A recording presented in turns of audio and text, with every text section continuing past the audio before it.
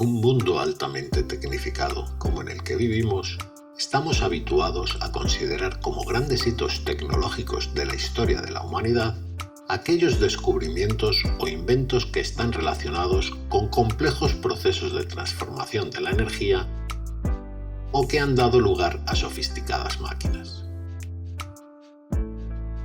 Inventos y descubrimientos que asociamos a mentes extraordinarias y sesudas investigaciones.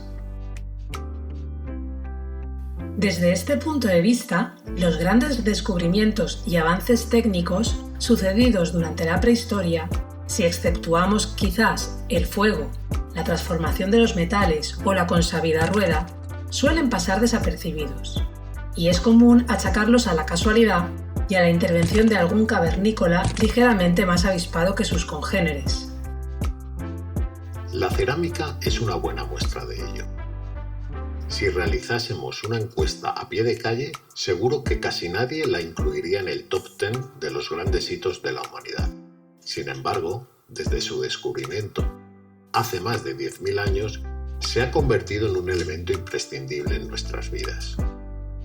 Sus aplicaciones son innumerables y abarcan desde aquellas más tradicionales como la alfarería o la construcción a las más innovadoras como la tecnología médica, la automoción, la electrónica o la ingeniería aeroespacial. Y como la gran mayoría de los avances tecnológicos de la humanidad, el descubrimiento de la cerámica y de sus aplicaciones no tendría nada que ver con un salto en la capacidad intelectual de las poblaciones humanas. Y seguramente tampoco con la aparición aleatoria de una mente prodigiosa. Más bien estaría en relación con la posibilidad de aplicar una serie de conocimientos previamente adquiridos en un nuevo contexto económico y social, en el que resultarían útiles. Tenemos evidencias de que las propiedades plásticas de la arcilla, que permiten su transformación en objetos con una forma preconcebida, eran ya conocidas por los cazadores-recolectores del Paleolítico, desde hace por lo menos 30.000 años. Lo mismo ocurre con su capacidad para endurecerse si es sometida a altas temperaturas. Si la arcilla era, pues, un material aparentemente tan práctico, ¿por qué estas comunidades paleolíticas solo lo emplearon para fabricar unos pocos objetos con sentido simbólico o ritual? La razón habría que buscarla, precisamente, en que en unas circunstancias como en las que transcurriría la vida de los cazadores-recolectores paleolíticos, no todas sus características resultarían ventajosas. La arcilla es maleable, sí, pero también pesada, y dura una vez cocida, pero entonces se vuelve frágil. Y además, la obtención del producto final es un proceso largo y laborioso. 3 grandes inconvenientes en un mundo como el de los cazadores-recolectores, en el que el movimiento es sinónimo de supervivencia. Sin embargo, todo esto cambió hace unos 12.000 años, cuando las poblaciones humanas adoptaron la producción de alimentos como una nueva estrategia de supervivencia. Las prácticas agrícolas y ganaderas alteraron sustancialmente su manera de relacionarse con el entorno natural y, como consecuencia, se desencadenaron una serie de procesos de transformación que agrupamos bajo el término neolitización, que terminaron por afectar a múltiples aspectos de sus modos de vida, desde la movilidad a las creencias, pasando por las actividades productivas o las relaciones sociales. Cultivar obligó a las nuevas sociedades neolíticas a permanecer junto a las plantaciones al menos durante todo un ciclo vegetativo, reduciendo sus desplazamientos en tiempo y distancia. Peso y fragilidad ya no suponían un gran inconveniente si no había que mudarse continuamente con la vajilla a cuestas. Y no menos importante, el calendario agrícola ofreció momentos de menor intensidad laboral que podían dedicarse al trabajo del barro. Las necesidades de la nueva economía permitirían aprovechar, además, otras características de la arcilla como su transpirabilidad, impermeabilidad y capacidad de aislamiento térmico. Estas cualidades resultaron tremendamente útiles tanto para almacenar el excedente de los frutos que habrían de sembrarse cuando llegase el momento adecuado y consumirse durante el tiempo que tardase en llegar la nueva cosecha, como para procesar alimentos o cocinarlos. Los nuevos modos de vida resultantes de la revolución neolítica generaron, por tanto, las condiciones idóneas para sacar el máximo partido a la cerámica. Sin embargo, conseguir transformar la arcilla en un objeto funcional que satisficiera todas esas necesidades no es tan simple como darle forma y cocerla al fuego. El proceso completo es complejo y laborioso, y para su correcta elaboración sería fundamental la transmisión de los conocimientos adquiridos de generación en generación. Resulta sorprendente constatar el gran dominio alcanzado ya en las primeras producciones cerámicas que han llegado hasta nosotros. Una prueba más que confirmaría la existencia de una larga experimentación previa con este material. En primer lugar, era necesario localizar un lugar adecuado donde aprovisionarse de materia prima. Afortunadamente, la arcilla es un elemento abundante en la corteza terrestre, por lo que las comunidades prehistóricas dispondrían de ella en lugares cercanos a sus asentamientos. De hecho, la mayor parte de las producciones cerámicas prehistóricas estudiadas están realizadas con materias primas locales. A continuación, la arcilla se sometía a un proceso de preparación en el que se eliminaban impurezas y se incorporaban desgrasantes para ayudar a la pieza a soportar mejor los cambios de temperatura y volumen que suceden durante el proceso de cocción, evitando así su resquebrajamiento. Estos elementos consisten en pequeñas partículas de origen mineral como cuarzos, calcitas, feldespatos y micas, u orgánicos como huesos machacados o pequeñas pajitas que pueden observarse a simple vista al analizar las pastas cerámicas. Al proceso de dar forma al recipiente se le denomina conformación. Hasta el descubrimiento de la rueda, que es la base del torno de alfarero, esta se realizaba a mano, pudiendo emplearse para ello tres técnicas diferentes. La de pellizco, en la que se iba apretando con los dedos una pella de arcilla dándole la forma deseada. El urdido, en el que se iban aplicando pequeñas masas de arcilla que se unían entre sí hasta levantar el recipiente completo. O el modelado a rollos, en el que se iban uniendo y superponiendo rollos de arcilla hasta obtener la forma completa del recipiente.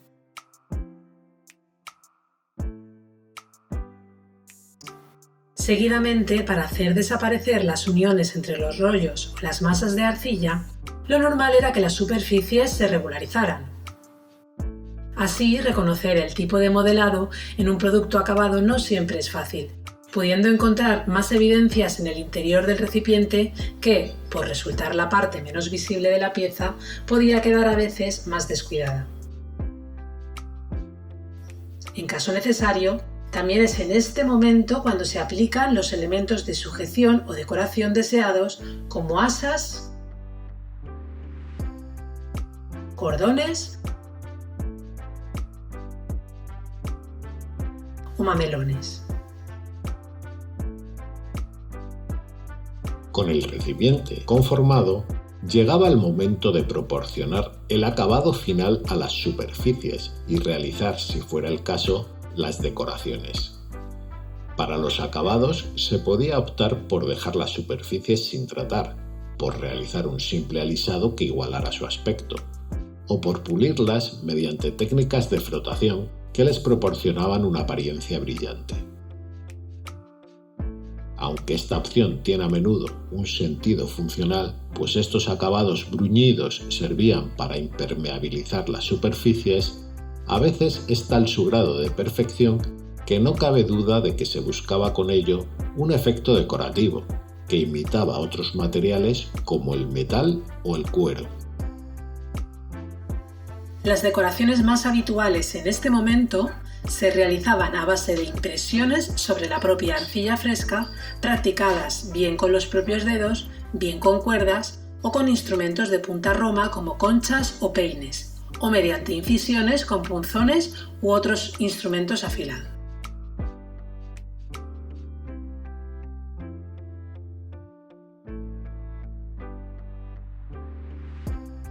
Las improntas resultantes suelen distribuirse en secuencias formando motivos geométricos, en ocasiones muy complejos, y en menor medida pueden representar imágenes figurativas muy esquematizadas como animales o soles. En determinadas culturas, estos motivos en hueco se rellenaban con pastas de color blanco, rojo o incluso combinando ambos, logrando efectos muy vistosos. Para evitar que durante la cocción una deshidratación brusca de la arcilla los agrietara, los recipientes cerámicos se sometían a un proceso previo de secado al aire libre, para lo que pudieran aprovechar el calor que desprendería la preparación del fuego del horno. En estas etapas más antiguas de la prehistoria, el horno de cocción consistía en una simple depresión del terreno en donde se encendería un fuego con combustible vegetal. Esta simple estructura lograría alcanzar temperaturas entre los 400 y los 1000 grados centígrados, lo suficiente para endurecer la arcilla y transformarla en cerámica. Los recipientes se depositarían en su interior y para lograr que el calor las envolviera en su totalidad, se cubrirían con más combustible, cuidando siempre de permitir la entrada de oxígeno y así no extinguir la combustión. Es común que los fondos de estos hogares aparezcan recubiertos con piedras refractarias como el cuarzo, para conseguir mantener constante la temperatura de su interior durante todo el periodo de cocción, que podía durar entre 20 minutos y 6 horas. La ausencia o presencia de oxígeno durante la cocción es clave en la apariencia final de los objetos. En una atmósfera reductora, esto es, sin presencia de oxígeno, las pastas se tornan de color oscuro, mientras que en una atmósfera con presencia de oxígeno u oxidantes, lo hacen de color rojizo. En el primer caso, el resultado es muy evidente en la superficie interior cuando los recipientes se cuecen boca abajo, y sin posibilidad de renovación, el oxígeno se agota rápidamente. Para conseguir el mismo efecto en el exterior, es necesario cubrir completamente con la brasa toda la cara externa. Por el contrario, si las superficies se cuecen al aire, la renovación continua de oxígeno les proporciona tonalidades rojizas. Como el control total de la atmósfera de cocción no resulta sencillo en hornos tan simples, es habitual encontrarnos con superficies con manchones de ambas tonalidades. Al final, según las técnicas aplicadas, el resultado final de todo el proceso dará lugar a un objeto más o menos elaborado, pero siempre de una marcada fuerza estética. Conscientes de ello, las propias sociedades que las fabricaron convirtieron la cerámica en una de sus principales manifestaciones culturales, estableciendo verdaderas modas en las que se adoptaban formas y decoraciones como elementos identificativos. Hasta tal punto fue así que los objetos cerámicos no solo formaron parte del menaje doméstico destinado a sus actividades más cotidianas de producción y consumo, sino que también se elaboraron para formar parte de aspectos tan trascendentes como ceremonias y rituales relacionados con las creencias y la muerte.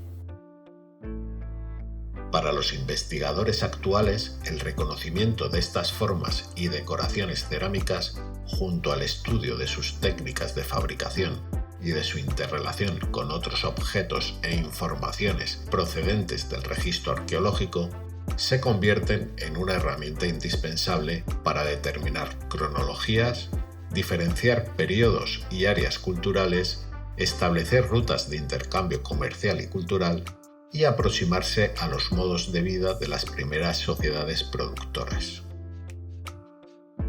Por supuesto, también de las que habitaron en el área madrileña. Los ecosistemas del Valle del Manzanares, a lo largo de los primeros milenios del Holoceno, resultaron tremendamente atractivos para estos primeros agricultores y ganaderos, lo que se traduce en una inusual concentración de yacimientos arqueológicos con una cronología entre hace unos 8.000 y unos 2.500 años. Los restos de sus actividades, entre ellos los de sus producciones cerámicas, han sido recuperados, conservados y estudiados por el personal al cargo de las instituciones arqueológicas del Ayuntamiento de Madrid desde hace más de 100 años, dando lugar a una completísima colección de cerámica prehistórica que en la actualidad puede contemplarse en las salas del Museo de San Isidro.